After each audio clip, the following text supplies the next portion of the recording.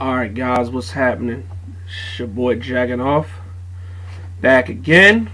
And see, I wanted to make a video with this a couple days ago, but then I caught up, with the Raiders moving to Las Vegas, and then putting vids out and owning Tekken as my world, flaming fake fan having ass. I don't know if I'm gonna do a whole video dedicated to him anymore. Really, not even worth it, since pretty much it's all out there now. We all know he ain't shit. We all know he's not even a real Jags fan. We all know how much of a fucking retard he is, and just we all know he's too much of a bitch to do a response video to me. He'll probably write a book on somebody's fucking comments. He might even man up to do a book on this video.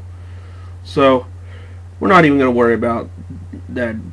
Like, it's all out there. Like, and since this is probably gonna be putting Jaguars fan groups on Facebook, man, if you watch this and pay attention, don't even fuck with this dude. Like, the guy's the biggest fucking fraud on YouTube. Anyway, enough about his ass. He's already got too much time on my fucking video as it is. Now that beef's put to rest, and pretty much owned it the whole time, I want to get back to what I love doing, what I came to YouTube for, and what I know you guys want to see, and that is talking some Jaguars football and entertaining you guys. So now here we are, this close to the draft. Got about not even a month coming up on us, folks. But got a little more, or a little less than a month, and now stuff's really starting to look clear, and we're all wondering now what the Jaguars should do with the 4th overall pick, which is very critical this year. Well, it's very simple. Like, I've said it from the beginning, and I still say it now. I want Leonard Fournette. The guy's a fucking monster. The guy was the most dominant running back in college football. The guy really can help our running game, which would really help Blake Bortles get back to form. With a successful running game, sky's the limit for Blake Bortles. I know he had the year that he had last year, but what running game did he fucking have? You gotta look at all this shit. And huge shit. By the way, I probably should have said this earlier in the video, but I want to give a huge shout out to UCF Jaguar guy. In his latest video, he talked a little bit about the draft. He mentioned me saying that I was a big inspiration of his, and it was part of the reason I got into YouTube. And he mentioned me as saying that I was probably the biggest Jaguars YouTuber on YouTube right now. So I appreciate that love, man. And I know I've told you in private, but I'll say it in a video too. Congratulations on getting your deal with Gen Jag, man. That shit's awesome. Wish nothing best for you, and I appreciate you, man. And keep doing your shit, and keep watching me too, man. So shout out to UCF Jaguar. But yeah, he talked about the draft and possibilities for us. Like, brought up Solomon Thomas and Jonathan Allen as possibilities. But the thing with that is, my problem with that shit is, we already are pretty stacked on D-line, though. I mean, got Malik Jackson and Avery Jones in the middle. We just signed Calais Campbell, who I still think has a good 5 years left in him. Then Yannick Ngakoue, a player who is still very raw, and you could tell hasn't even reached near his ceiling yet. Like, the guy still has a ton of potential. I'm calling it right now, dude. I think as long as he stays healthy, I think that dude's racking up double-digit sacks this year. He's going to be up there with the league leaders. Yannick's that good.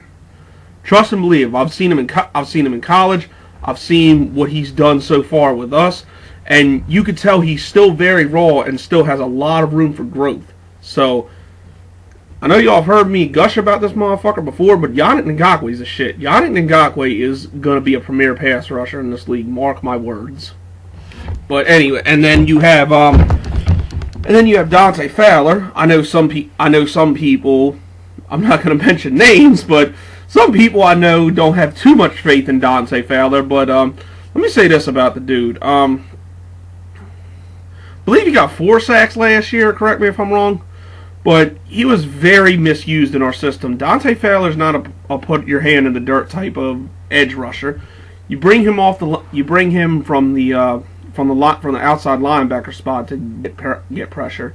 He was very misused last year in our defense, and of course the first year coming back from an ACL injury, that's not good. That didn't really bode well for him. But now that he's had a year to recover, and now hopefully he'll get used better in our system. Hopefully we'll get some more out of Dante Fowler. But anyway, so yeah, I think ends out of the question. And people who want to take Cam Robinson or something like that in our or another offensive lineman. The thing with that is, this draft is very deep in offensive line. But if you look at the linemen top to bottom, there's really not that superstar, that big standout. And of course, with the exception of Tony Baselli, drafting O-linemen in the first round really has not worked out well for us. So, and even if it does work out, I'm personally completely against taking an offensive lineman in the first round. I mean, y'all may think it's crazy or whatever, but it's just how I feel. Your first round pick's supposed to be the guy who can come in and make the biggest impact, and getting a Cam Robinson or somebody else, especially with the 4th overall pick, that to me it don't look right. I'm not feeling that. But and also too, I don't think linemen's our biggest need. To me, running back is, because our running game was so fucking horrendous last year. We had Chris Ivory, who, when he was healthy, was a fumbling machine. We had T.J. Yeldon, who couldn't do shit, and of course Denard Robinson sucks. Corey Grant's still there. We'll see. I guess maybe he'll get some more playing time next year. But I'm still sticking with Leonard Fournette, man. Like, that dude is a fucking monster. But here's a question that one particular person had. He sent me a letter. So let me look at that real quick. It says,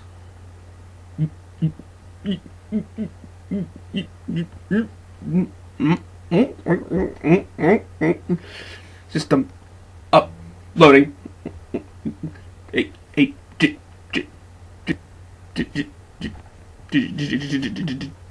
Jacking off. What running back has done anything when taken inside the top 5? Well, Ear Sex is my world. I'm glad to answer that, because I've compiled a list of guys who have been taken in the top 5 that have not only been great, but some of them are actually in the Hall of Fame. And there's a lot more good ones than bad ones, because if you remember correctly, the biggest busts that are running backs who were taken in the top 5.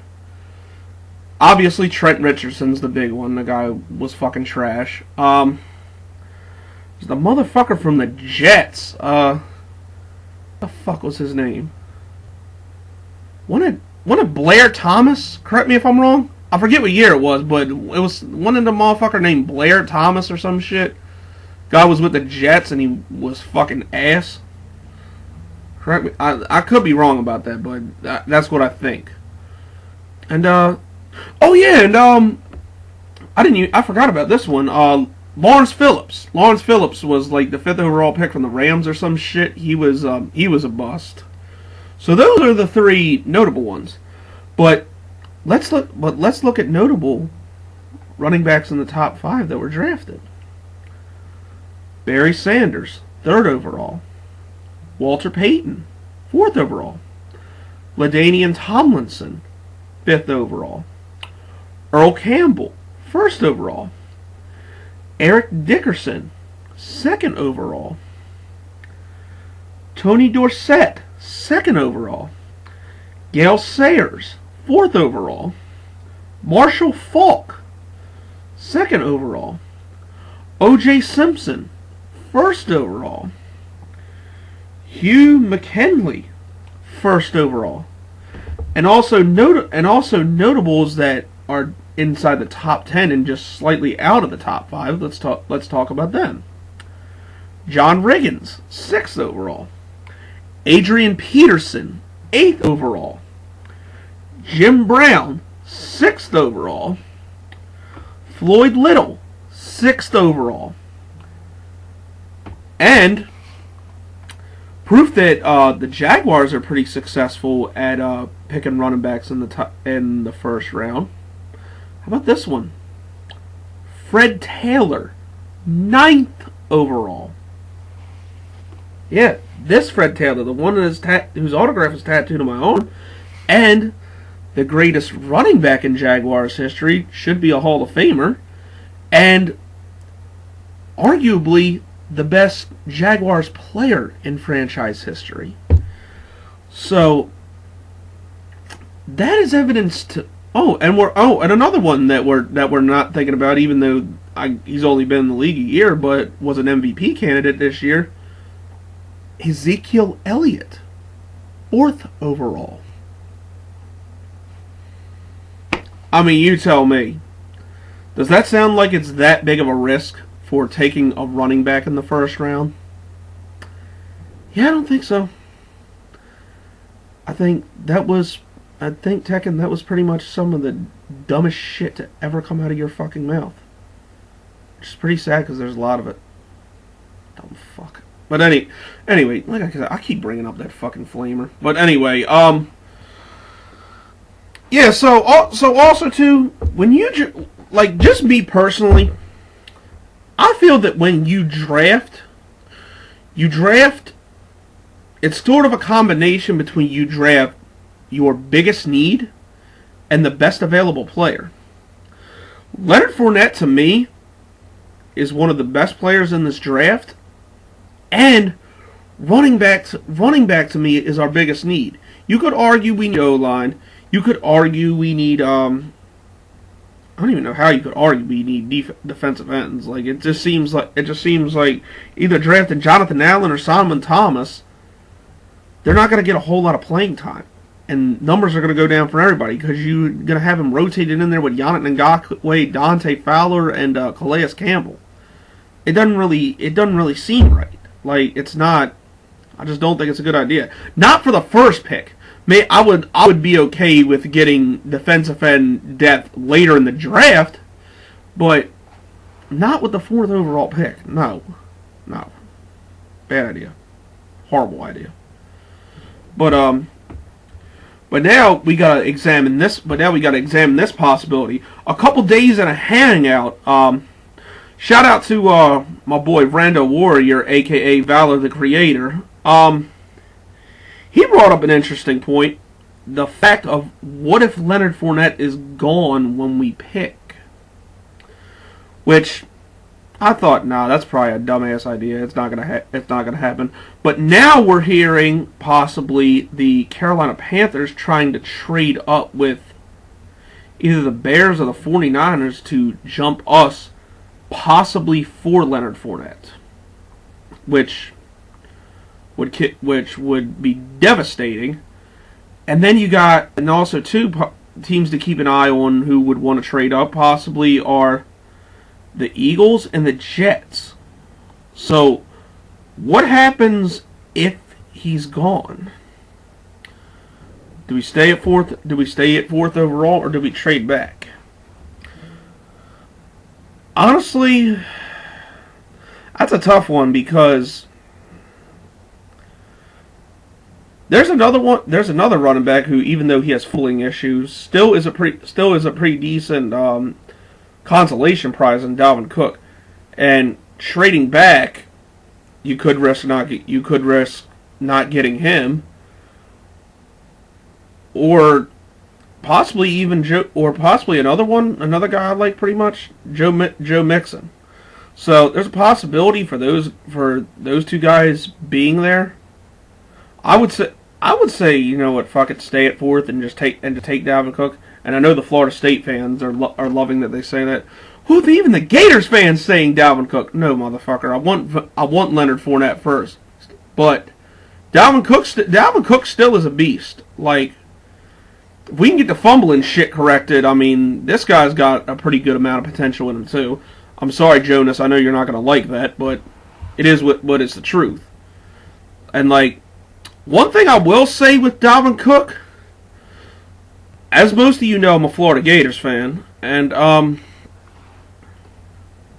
you know, when the Gators played LSU, the defense that the Gators has is pretty fucking solid and one of the best in college football. We held, granted, I don't think he was healthy, but Leonard Fournette, we held him in check. But also LSU's line sucks. And but then when the Gators played Florida State, Dalvin Cook basically single-handedly raped us. So Dalvin Cook has the ability to do big things. So I think even though I do want Leonard Fournette more than anybody in this draft, Dalvin Cook to me, I think, would be a good consolation prize. If Fournette's gone, I'd be happy with Dalvin Cook. So got that there. And Joe Mixon's also pretty good. Trading back and getting him, I would be pretty happy with too. Stay away from Christian McCaffrey. When it comes to running backs, if it ain't Brown, don't bring it around. You hear what I'm saying? So that's pretty much where I'm at with the draft, man. I hope somehow we end up with a good running back, because I think that's going to be key for us this season. If we get that elite runner like Leonard Fournette, or even Dalvin Cook to me, like, if we get that elite runner, you know, I don't know if we're going to the playoffs, but I would say we're not going to be a complete shit team this year. So I think that's something to look out for, and I think it's the smartest thing for us to do, just for the fact that it can help Blake Bortles' career and maybe be set that he is the franchise quarterback. I mean, because I still believe in the guy. I really do. But I don't know, man. I guess we're gonna see.